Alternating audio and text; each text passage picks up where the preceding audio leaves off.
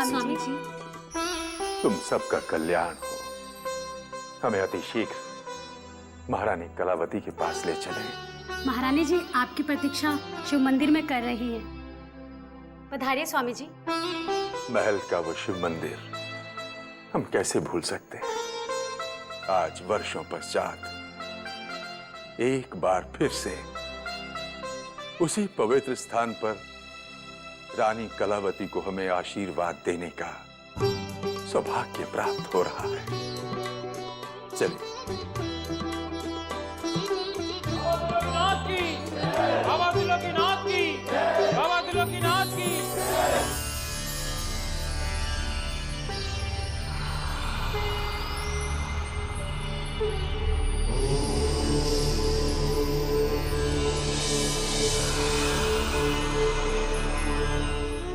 हमने तुझे साक्षात कभी देखा नहीं है, किंतु स्वामी त्रिलोकीनाथ जी के पवित्र नेत्रों में हमें तेरे और तीनों लोगों के दर्शन होते हैं।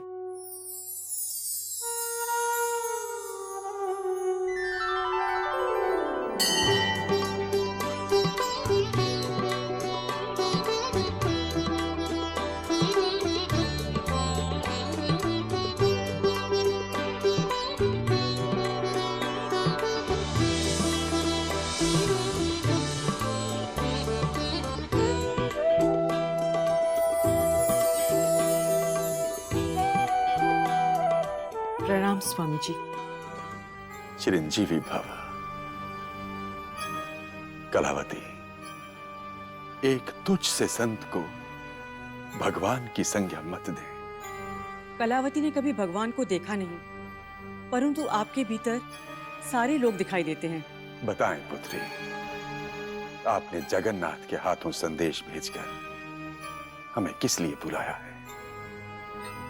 कदाचित आपको मालूम नहीं कि हम अपनी दीर्घ समाधि को भंग करके कुछ क्षणों के लिए ही इस पवित्र स्थल पर आए हैं। बताइए। शिवगढ़ का महल जिसे अभिशप्त हो चुका है, जहां दृष्टि उठाकर देखो तो वहां छल कपट दिखाई देता है।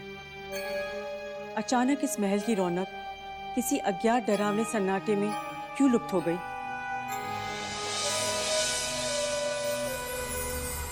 बम बम।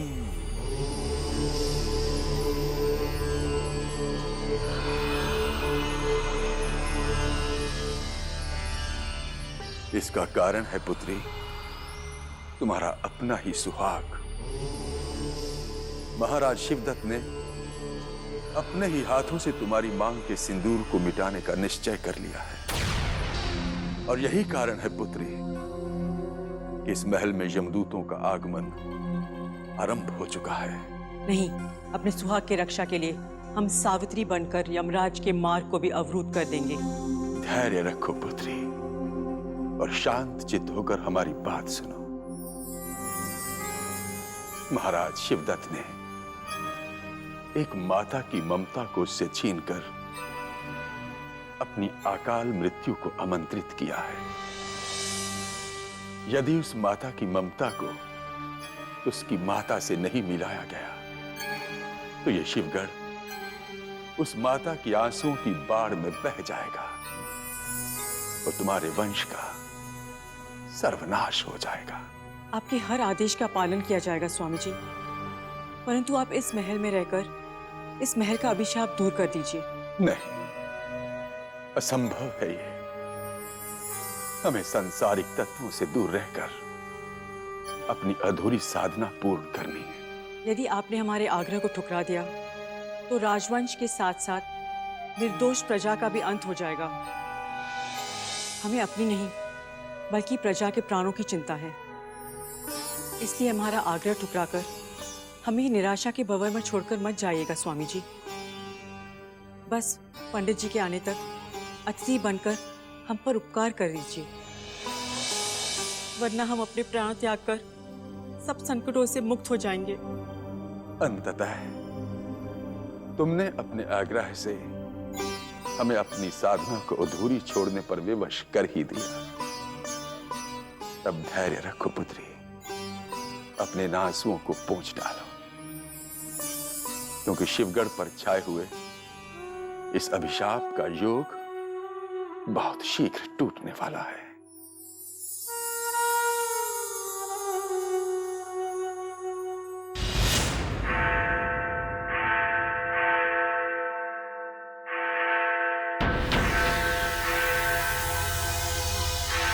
चंगेज! आदाब मेरे आका। कहिए, आपने गुलाम को याद किया? पहले ये बताओ कि ये कैसी विचित्र ध्वनि सुनाई दे रही है। ऐसा लगता है कि जैसे हमारे कान के पर्दे फट जाएंगे। मेरे आका, शिवगढ़ के महल में जब भी कोई शाही मेहमान आता तो उसके इस्तकबाल के लिए शिवगढ़ के चौराहे के मिनारे पर ऐसे ही घंटे बजाए जाते हैं। ये शिवगढ़ का दस्तूर है। ये महल में अचानक किसका आगमन हुआ है? कौन है वो जो हमारी जानकारी के बिना इस महल में विशेष अतिथि बन के आ रहा है? त्रिलोकीनाथ। लेकिन रानी साहिबा उसे स्वामी त्रिलोकीनाथ कहती हैं और उन्होंने ही उसे अपने कहने पर शिवगढ़ बुलाया है। त्रिलोकीनाथ? कौन है ये त्रिलोकीनाथ जिसको महारानी कलावती ने इस महल में बुलाया है? बहुत बड़ा निजुमी है मेरे आका, और इस बात का इल्म अभी हो नहीं पाया है कि महारानी साहिबा ने उसे यहाँ पर क्यों बुलाया। मेरे आका, बहुत से लोग उनकी बहुत इज्जत करते हैं और कुछ शागिर्दों का तो ये कहना है कि वो अगर चाहे तो किसी भी राजा को रंक बना सकते हैं और रंक को राजा। मूर्ख हैं वो लोग जो अंधविश्वास में जीते हैं। अवश्य उस पाखंडी ने महारानी कलावती को जादुई कला से प्रभावित किया होगा।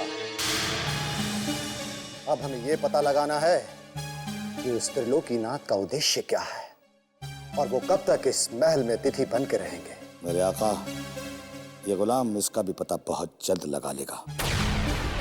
लेकिन इस वक्त आप त्रिलोकीनाथ के इस्तकबाल के लिए तैयार हो जाइए। हम महाराज शिवदत्त के सिवा किसी का स्वागत नहीं करेंगे। उस ढोंगी को हमने नहीं, महारानी कलावती ने आमंत्रित किया है। मेरे आका, बदकिस्मती से महारानी साहिबा ने महल के योद्धा, महायोद्धा और सभी मुलाजिमों को त्रिलोकीनाथ की अफगानी के लिए बुलाया। अगर आप नहीं गए तो आपको महारानी की नाराजगी झेलनी होगी। मना मत कीजिएगा मेरे आका, वक्त खराब चल रहा है। ठीक है, तो हम भी देखते हैं कि स्वामी त्रिलोकीनाथ दिखते कैसे हैं और उनके स्वागत के लिए कौन कौन आता है।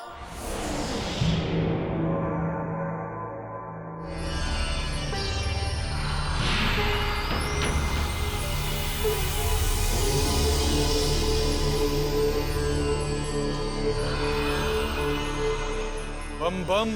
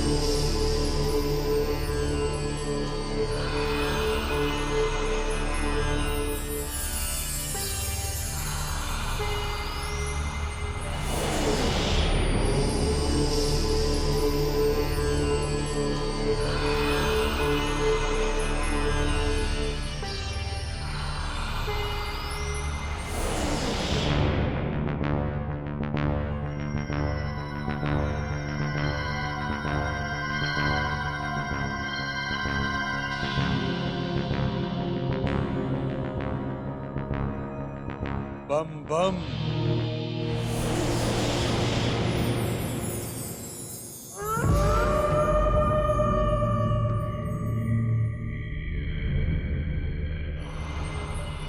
इस मुस्कुराहट के पीछे क्या क्या छुपा है, बहुत जल्द वो सब कुछ सामने आने वाला है।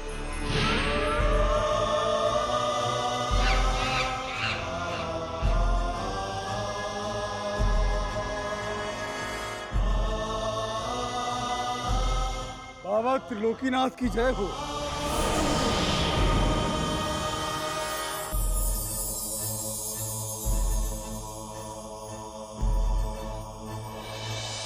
लगता है ये ढोंगी बाबा हमारी झील सी गहरी आंखों के पानी में डूबकर ये भी भूल गया है कि शिवगढ़ के महल की दीवारों को चाट चाट कर खोखला करने वाले सबसे बड़े दीमक तो हम ही हैं।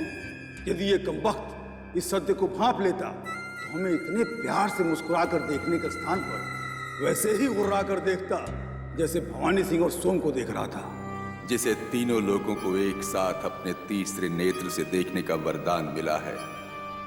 उस त्रिलोकीनाथ को तेरा कपटी मन पढ़ने में क्षण भी नहीं लगा अज्ञानी मनुष्य। हम तो ये सोचकर मुस्कुरा रहे थे कि तेरे भाग्य में ठोकरों के अतिरिक्त कुछ नहीं लिखा है।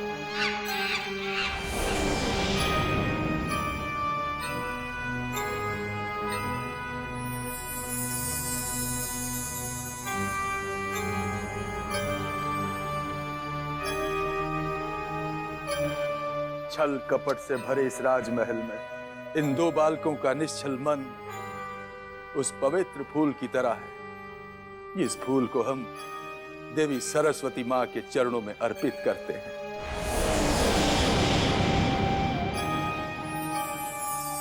बाबा त्रिलोकीनाथ की, बाबा त्रिलोकीनाथ की, बाबा त्रिलोकीनाथ की, बाबा त्रिलोकीनाथ की, बाबा त्रिलोकीनाथ की, बाबा त्रिलोकीनाथ की, बाबा त्रिलोकीनाथ की।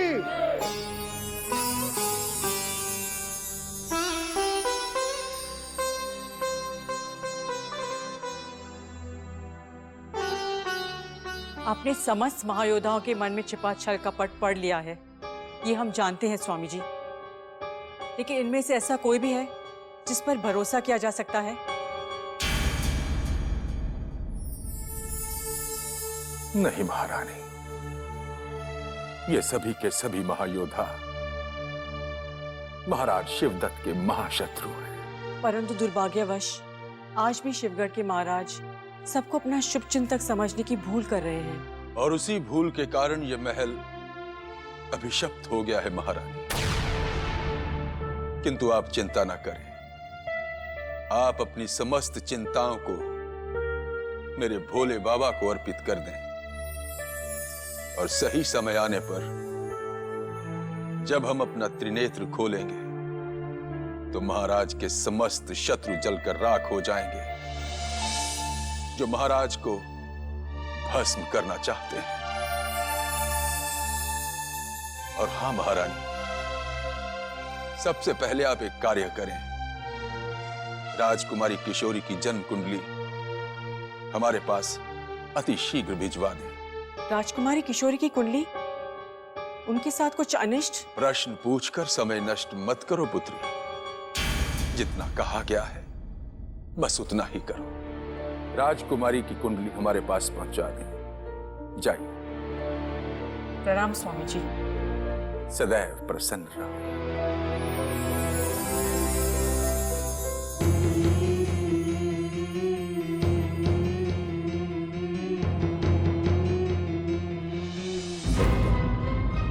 अवश्य किशोरी पर किसी संकट की छाया पड़ चुकी है, वरना स्वामी जी अचानक किशोरी की जन्म कुंडली नहीं मांगते। यदि महल के किसी मां योद्धा ने शिवगढ़ की राजकुमारी के साथ कोई छल किया तो हम उसका सर हाथी के पैरों तले कुचलवा देंगे।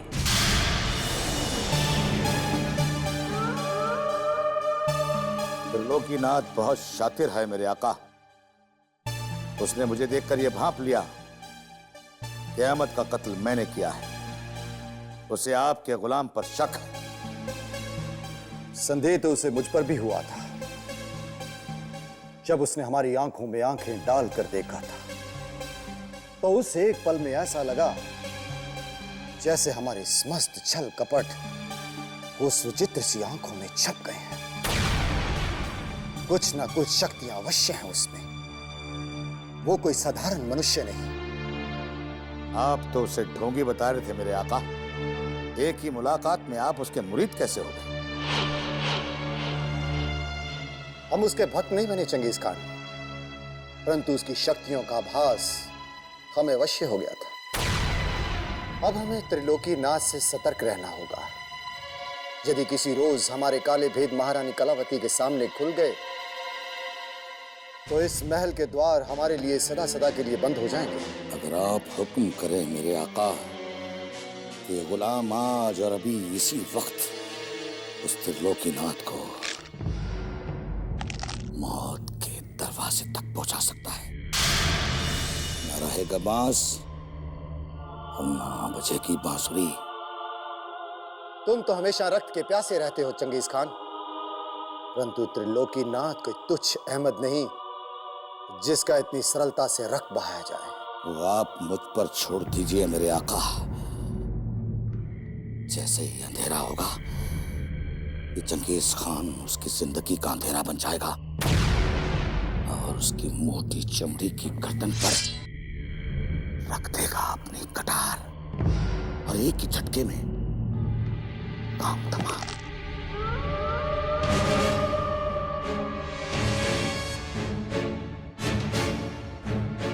आप अपने गुलाम को हुक्म दे दीजिए।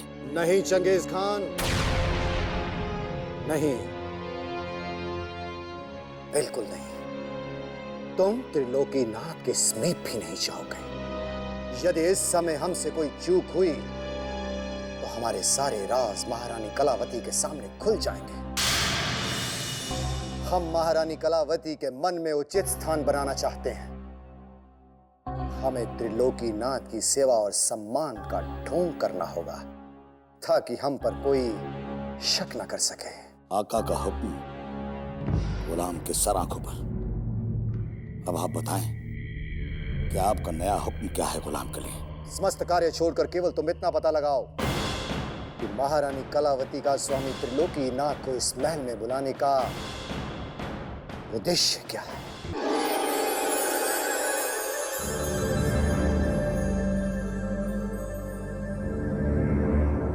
अशुभ, अनिष्ट और मृत्यु काल।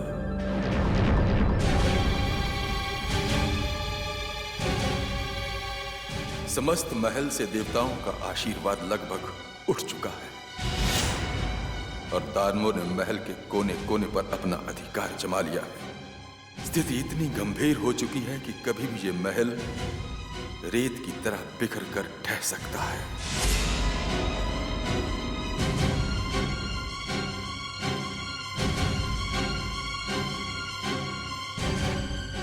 ये क्या? शनि मंगल पर भारी?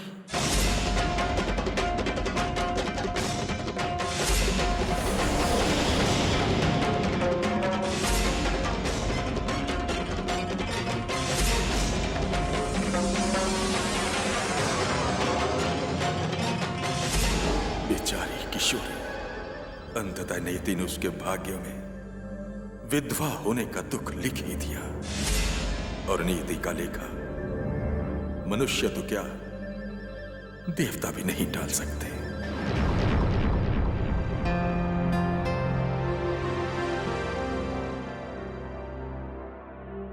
अवश्य ही इस राज परिवार के मुखिया से कोई भारी भूल हो गई है जो संकट ही संकट इस महल पर मंडराने लगे हैं। स्वामी जी गहन विचारों और अध्ययन में लीन है। इस समय इन्हें महारानी कलावती का संदेश देना उचित नहीं। पुत्री, महारानी ने हमारे लिए कोई संदेश भेजा है क्या? ये आपने कैसे जान लिया स्वामी जी?